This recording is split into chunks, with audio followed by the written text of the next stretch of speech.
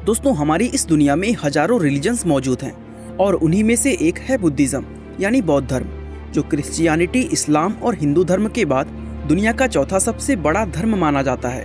दरअसल बौद्ध धर्म दुनिया के सबसे पुराने धर्मों में से एक है, जो आज से करीब 2500 साल पहले गौतम बुद्ध के द्वारा भारत में शुरू किया गया था और आज दुनिया की 7% से ज़्यादा आबादी यानी करीब 54 करोड़ लोग इस धर्म को फॉलो करते हैं।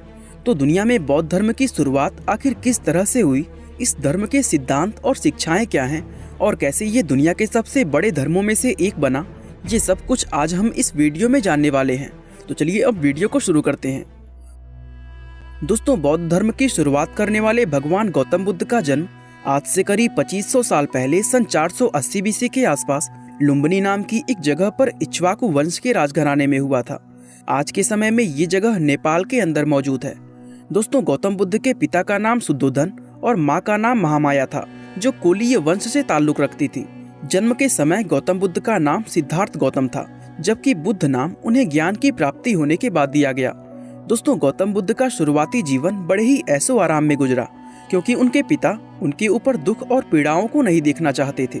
दरअसल जन्म के समय गौतम बुद्ध के बारे में ये भविष्यवाणी की गई थी कि वे आगे चलकर अपने पिता की राजगद्दी व राजपाट नहीं संभालेंगे, बल्कि इसकी जगह वे लोगों को धर्म का मार्ग दिखाने का काम करेंगे। और ये भविष्यवाणी सुनने के बाद राजा शुद्धोधन काफी चिंतित हो गए थे।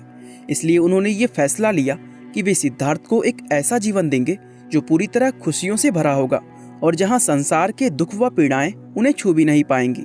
यही वजह थी कि गौतम बुद्ध ने अपना शुरुआती जीवन आलीशान महलों में रहकर बिताया, जहाँ उनकी हर एक इच्छा पूरी की जाती थी। यहाँ तक कि राजा शुद्धोधन ने सिद्धार्थ की सेवा में लगे बूढ़े, बीमार व बदसूरत दिखने वाले नौकरों को महल से निकाल दिया था और उनकी जगह जवान व सुंदर नौकर ही गौतम बुद्ध की सेवा में लगाए जाते थे। उनकी सेवा में लगा कोई भी नौकर उनसे जीवन के दुखों के बारे में कभी कोई बात नहीं करता था, जिसके चलते गौतम बुद्ध को कभी ये पता ही नहीं चल सका कि इंसान के जीवन में दुख जैसी कोई चीज भी होती है, बल्कि उन्हें तो लगता था कि दुनिया में खुशियों के अलावा और कुछ नहीं होता।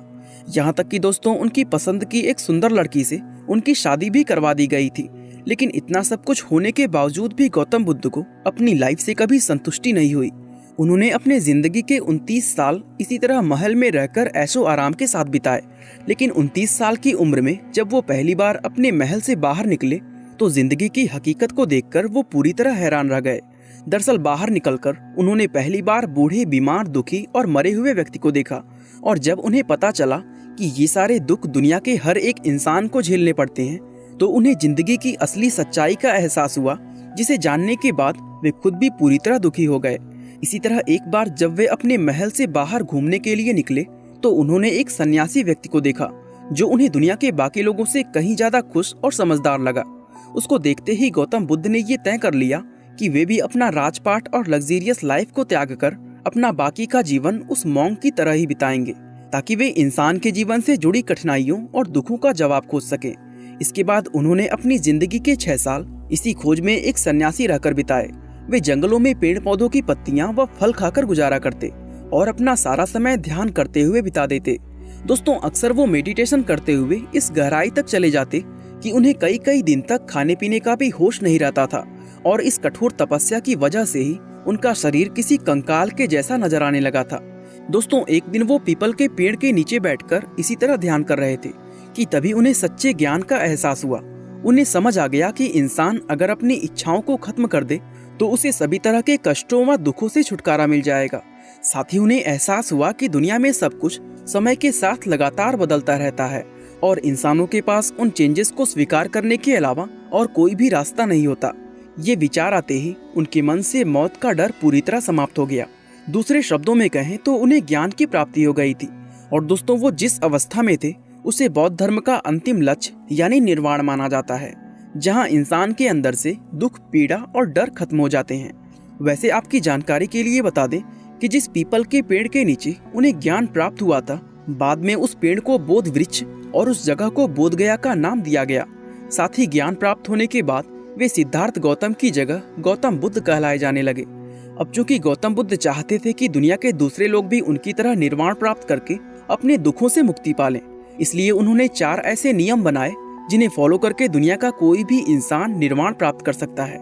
इन नियमों को 4 नोबल ट्रुथ यानी 4 आर्य सत्य कहते हैं और इन्हीं 4 नियमों पर पूरा बौद्ध धर्म आधारित है। तो चलिए अब जानते हैं बौद्ध धर्म के इन 4 नोबल ट्रुथ्स के बारे में। नंबर 1, दुख। इस आर्य सत्य में गौतम बुद्ध ने बताया है कि किस तरह ये दुनिया दुखों से भरी हुई है। वे कहते हैं कि सुख का ना मिलना, सुख को पाने का प्रयास करना और सुख मिल जाने के बाद उसको बरकरार ना रख पाना, ये हर एक चीज दुख का कारण है।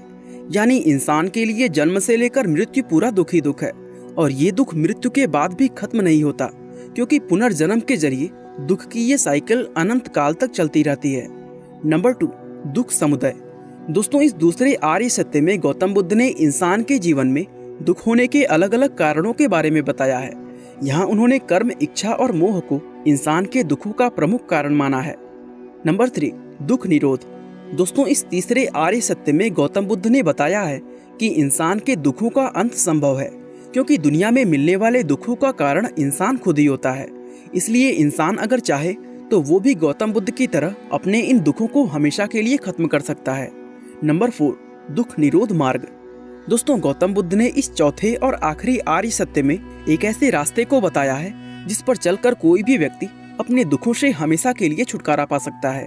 उनके द्वारा बताए गए इस रास्ते को द नोबल 8-फोल्ड पाथ या कहें अष्टांगिक मार्ग का नाम दिया गया है। इस मार्ग में 8 अलग अलग सीढ़ियां हैं जिन पर चलकर दुखों से मुक्ति प्राप्ति की जा सकती है। और दोस्तों, ये अष्टांगिक मार्ग कुछ इस प्रकार हैं। चारों आर्य सत्य में पूरी तरह विश्वास करना, अपने मानसिक और नैतिक विकास का संकल्प लेना, निगेटिव व नुकसान पहुंचाने वाली बातें और झूठ ना बोलना, कोई भी ऐसा कर्म ना करना जिससे किसी को नुकसान पहुंचे, दूसरों को नुकसान पहुंचाने वाला व्यापार ना करना, खुद को सुधारने की कोशिश करना, वर्तमान के हर एक पल में पूरी तरह सचेत रहना और एक समय में सिर्फ एक ही चीज पर ध्यान लगाना। दोस्तों, गौतम बुद्ध कहते हैं कि अगर कोई व्यक्ति सही ढंग से उनके बताए इस अष्टांगिक मार्ग पर चले तो वो भी उन्हीं की तरह अपने सभी दुखों से हमेशा के लिए निजात पा सकता है। बौद्ध धर्म में इन 4 आर्य सत्य और अष्टांगिक मार्ग के अलावा और भी कई बुनियादी आस्थाएं हैं जिनका इस धर्म में काफी ज्यादा महत्व है। दोस्तों, गौतम बुद्ध निर्वाण हासिल करने के बाद 45 साल तक जीवित रहे थे और ये 45 साल उन्होंने भारतीय उपमहाद्वीप में इधर उधर घूमकर अपनी शिक्षाएं दिए। समय के साथ धीरे धीरे लोग उनके फॉलोवर्स बनते गए और इस तरह दुनिया में बौद्ध धर्म की शुरुआत हो गई। सन 400 BC में जब गौतम बुद्ध का देहांत हो गया तो उनके फॉलोवर्स ने बौद्ध धर्म को दुनिया के अलग अलग हिस्सों में फैलाना शुरू कर दिया और देखते ही देखते ये धर्म पूरे एशिया में फैल गया। खासतौर से ईस्ट और साउथ ईस्ट एशिया के अंदर बौद्ध धर्म ने अपनी सबसे मजबूत पकड़ बनाई है। दोस्तों, बौद्ध धर्म एक ऐसा धर्म है जिसे अलग अलग लोग अपनी अलग अलग परिस्थितियों के अनुसार अपने खुद के हिसाब से फॉलो कर सकते हैं। यही वजह है कि आज दुनिया में हमें अलग अलग जगहों पर कई अलग अलग तरह के बौद्ध धर्म देखने को मिलते हैं, लेकिन उन सभी को इस धर्म की 2 मुख्य शाखाएं थेरवाद और महायान में बांटा जाता है। दोस्तों, थेरवाद बौद्ध धर्म की सबसे पुरानी शाखा है जिसमें पाली भाषा में लिखे हुए प्राचीन धार्मिक ग्रंथों का पालन होता है। इस बौद्ध धर्म के फॉलोवर्स महात्मा बुद्ध को देवता नहीं बल्कि एक महापुरुष मानते हैं। यहाँ तक कि इनके धार्मिक समारोहों में बौद्ध पूजा भी नहीं होती है। थेरवाद मुख्य रूप से श्रीलंका, बर्मा, कंबोडिया, वियतनाम और लाओस जैसे देशों में फॉलो किया जाता है। वहीं महायान बौद्ध धर्म की अगर बात करें तो इसके फॉलोवर्स मानते हैं कि दुनिया के ज्यादातर लोगों के लिए निर्वाण मार्ग को अकेले प्राप्त करना संभव नहीं है और उन्हें इस कार्य में सहायता की जरूरत होती है। महायान शाखा में प्रेरणा और सहायता के लिए बोधिसत्वों को माना जाता है और बोधिसत्व वे लोग होते हैं जो निर्वाण पा चुके होते हैं। बौद्ध धर्म की ये शाखा मुख्य रूप से चीन, Japan, Korea, Taiwan, Tibet, Bhutan, Mongolia और सिंगापुर आदि देशों में देखने को मिलती है। दोस्तों, तिब्बती बौद्ध धर्म में गुरुओं का बहुत महत्व होता है, जहां उन्हें लामा कहकर बुलाते हैं और दलाई लामा का नाम आपने सुना ही होगा, जो कि तिब्बती बौद्ध धर्म के लीडर हैं। बाकी दोस्तों, आज के लिए बस इतना ही। तो दोस्तों, अगर आपको ये वीडियो अच्छा लगा तो कमेंट जरूर करना और वीडियो को लाइक, शेयर और चैनल को सब्सक्राइब करना बिल्कुल ना भूलना। आपका बहुमूल्य समय देने के लिए बहुत बहुत धन्यवाद।